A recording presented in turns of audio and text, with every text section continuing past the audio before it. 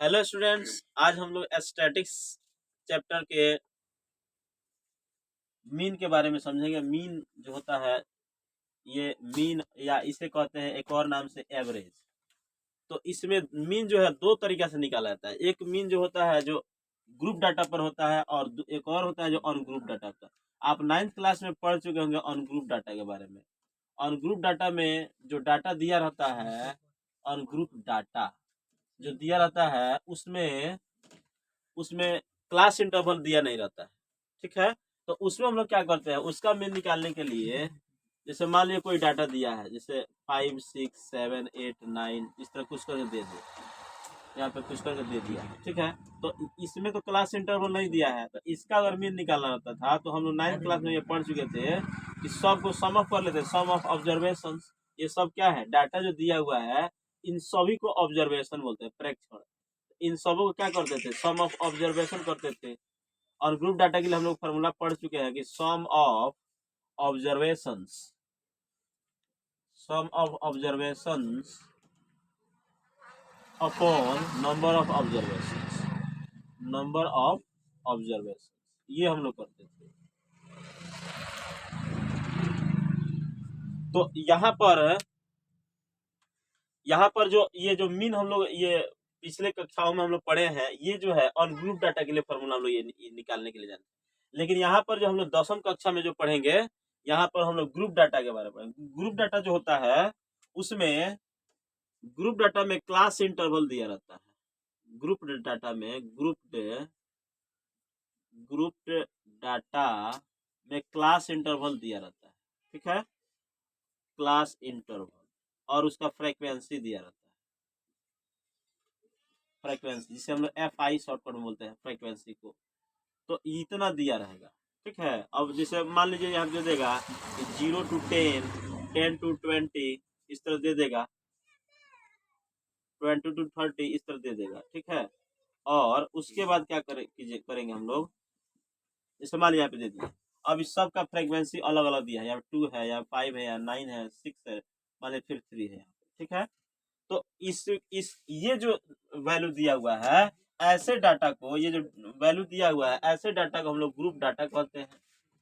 ठीक है, या फिर ऐसा, अगर एक और चीज है कि अनग्रुप डाटा को ग्रुप डाटा में कन्वर्ट भी कर सकते हैं हम लोग, तो उसके द्वारा भी हम लोग मीन हम लोग निकाल सकते हैं।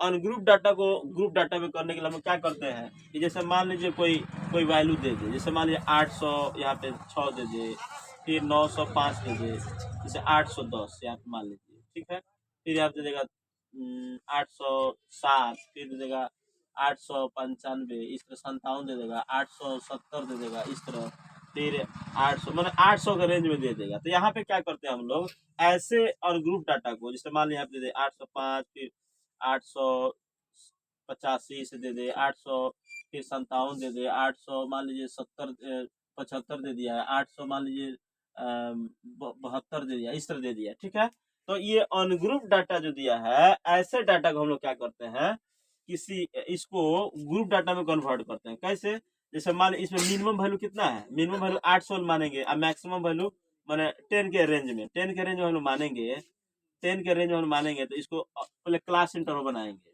ठीक है, इसको हम लोग क्या करते हैं, क्लास इंटरवल के लिए यहाँ पे मान लीजिए क्लास इंटरवल दे दिया, तो यहाँ पे हम लोग क्या करेंगे, 800 से 810 ग्रुप डाटा में पहले कन्वर्ट करेंगे, 810 से 820, फिर 820 से 830 ऐसे कर लेंगे। इसमें क्या करेंगे कि ऐसे ग्रुप ये क्लास इंटरवल कन्वर्ट कर लेंगे, और ये बनाएंगे हम लोग ऑन ग्रुप को ग्रुप डाटा में हम लोग कन्वर्ट करते हैं, इसको हम लोग बोलते हैं। तो यहाँ पे 800 से 810 के बीच में है, और तो इसमें मैक्सिमम वैल्यू 10 है, 10 को इंक्लूड नहीं करेंगे। जैसे मान लीजिए यहाँ पे दिया हुआ है 806 है, तो ये 800 से लेके 810 के बीच में है, तो एक यहाँ पे 2, ठीक है, एक 3 है, तो यहाँ पे लिख देंगे, यहाँ पे फ्रीक्वेंसी इसका माने 800 810 के बीच में कितने अंक है, तो 3 है। उसी तरह 810 से 820 के बीच में कुछ अंक होंगे, तो उसको हम लिख लेंगे। फिर यहाँ पे 820 से 830 के बीच में कुछ अंक होगा, उस तरफ दिया रहता है, तो उसका बना लेंगे हम लोग। ठीक है, अब इसको क्या करेंगे, ऑन ग्रुप से ग्रुप में जब कन्वर्ट कर लेंगे, तब उसको हम लोग मीन का फॉर्मूला उसके लिए अलग होता है, उसको हम इस इस चैप्टर में हम लोग जानेंगे। तो इतना समझ में आया स्टूडेंट्स कि ग्रुप डाटा को ग्रुप में हम लोग कैसे कन्वर्ट करेंगे, यहाँ पे तो समझ में आया होगा। समझ आया स्टूडेंट्स। अब यहाँ से हम लोग क्या करेंगे, अब हम लोग जानेंगे अनग्रुप डाटा। तो अनग्रुप डाटा के लिए फॉर्मूला ये है जो हम लोग पिछली कक्षाओं में, पिछले क्लास में हम लोग ये पढ़े होंगे। 8वां 7वां में ये सब फॉर्मूला आपको मिला होगा पढ़ने के लिए। लेकिन यहाँ पे हम लोग 10वीं कक्षा में हम लोग बाई फॉर्मूला द्वारा हम लोग जानेंगे।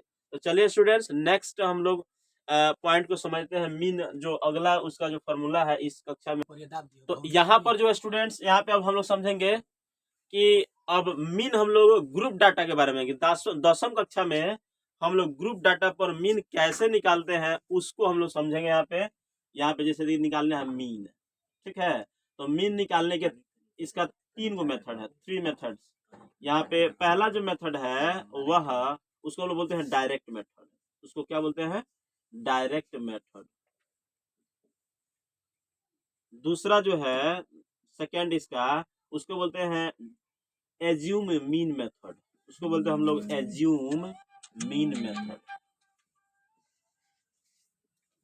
और तीसरा जो है इसका थर्ड है, उसको बोलते हैं हम लोग स्टेप डेविएशन मेथड। उसको हम लोग बोलते हैं क्या चीज?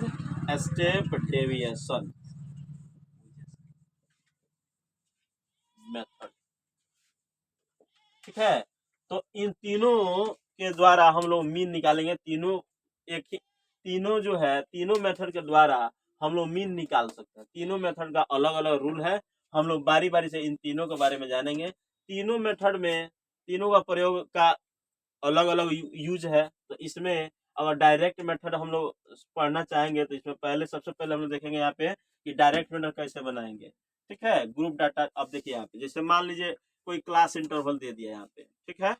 क्लास इंटरवल यहाँ पे दे देगा, ठीक है। और यहाँ पे दे देगा मान लीजिए फ्रीक्वेंसी, इसका FI फ्रीक्वेंसी से बोलते हैं, बारंबारता। तो यहाँ पर हम लोग क्या करेंगे, डायरेक्ट मेथड के लिए हम लोग यहाँ पे हम लोग समझेंगे डायरेक्ट मेथड के लिए। डायरेक्ट मेथड में क्या करते हैं हम लोग, क्लास इंटरवल पहले दिया रहता है। जैसे मान लीजिए दे देगा 0 से 10 दे देगा, 10 से 20 दे देगा, और 20 से 30 दे दिया, 30 से मान लीजिए 40 दे दिया, फिर 40 से 50 दे दिया, सपोज करिए। और इसका फ्रीक्वेंसी दे दिया, सपोज करिए मान लीजिए 2 है या 5 है या 7 है, यहाँ पे 1 है, यहाँ पे 8 है, ठीक है। तो अब यहाँ पे क्या करेंगे, XI निकालेंगे। XI क्या होता है थोड़ा इधर समझेंगे हम लोग। तो XI को हम लोग क्लास मार्क बोलते हैं। क्या बोलते हैं? Class mark. क्लास मार्क क्या होता है कि हम लोग क्लास मार्क फाइंड करने के लिए, पता लगाने के लिए upper limit plus lower limit करते हैं, upon 2। Upper limit plus lower limit. Upper limit और लोअर लिमिट को जोड़ करके या 2 से डिवाइड करते हैं, लोअर लिमिट अपॉन 2। तो अपर लिमिट ये हुआ, लोअर लिमिट इधर वाले को बोलते हैं। ये जो दोनों का जो डिफरेंस जो करके दिख रहा है आपको, तो इसमें दाएं वाले को अपर लिमिट और बाएं वाले को लोअर लिमिट बोलते हैं, ठीक है। तो इन दोनों को हम लोग ऐड करके 2 से डिवाइड करेंगे, 2 से, ठीक है। तो यहाँ पे चलिए, यहाँ पे हम दोनों को ऐड करेंगे तो 10 और 0 10 ही होगा, और 2 से डिवाइड करेंगे तो कितना हो जाएगा, 5 हो जाएगा।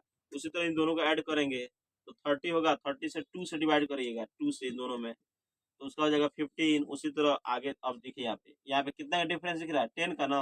और 10 को बढ़ते जाइए, क्योंकि ये सेम, इसका क्लास इंटरवल सेम, एकदम सेम डिस्टेंस पर है, सेम हाइट्स पर है। तो यहाँ पे हम लोग ऐसे बढ़ते चलेंगे, यानी यहाँ 25 हो जाएगा, यहाँ 35, और उसके बाद यहाँ पे हो जाएगा 45। इतना समझ आया स्टूडेंट्स। अब इसके बाद क्या करेंगे हम लोग, यहाँ पर इन दोनों में मल्टीप्लाई करेंगे, यानी लिखेंगे यहाँ पे FI और XI। इन दोनों को हम लोग इन दोनों मल्टीप्लाई करेंगे, इन दोनों में FI में और XI में इन दोनों मल्टीप्लाई करेंगे तो कितना हो जाएगा, 10 हो जाएगा। इन दोनों में 75, और इन दोनों में कितना हो जाएगा, 175। उसी तरह इसमें कितना हो जाएगा, 35। उसी तरह इसमें मल्टीप्लाई करेंगे तो 360 हो गया, ठीक है। अब इसमें क्या करेंगे हम लोग, ये जो FI दिया हुआ है, FI को हम लोग जो एडिंग करेंगे, इस सबको एडिंग करेंगे। तो यहाँ पे एडिंग जो करते हैं हम लोग, ग्रीक भाषा जानते हैं हम लोग, जिसको हम बोलते हैं सिग्मा। ये इसको हम कहेंगे क्या चीज, सिग्मा बोलते हैं हम लोग, सिग्मा। सिग्मा का मीनिंग होता है, ये एक ग्रीक वर्ड है, जैसे alpha beta gamma theta sci fi आता है, वैसा ही उसी का एक ग्रीक भाषा से लिया गया है सिग्मा। सिग्मा का मतलब होता है सम, सम मीन्स योग। सिग्मा का मतलब क्या होता है, सम ऑफ।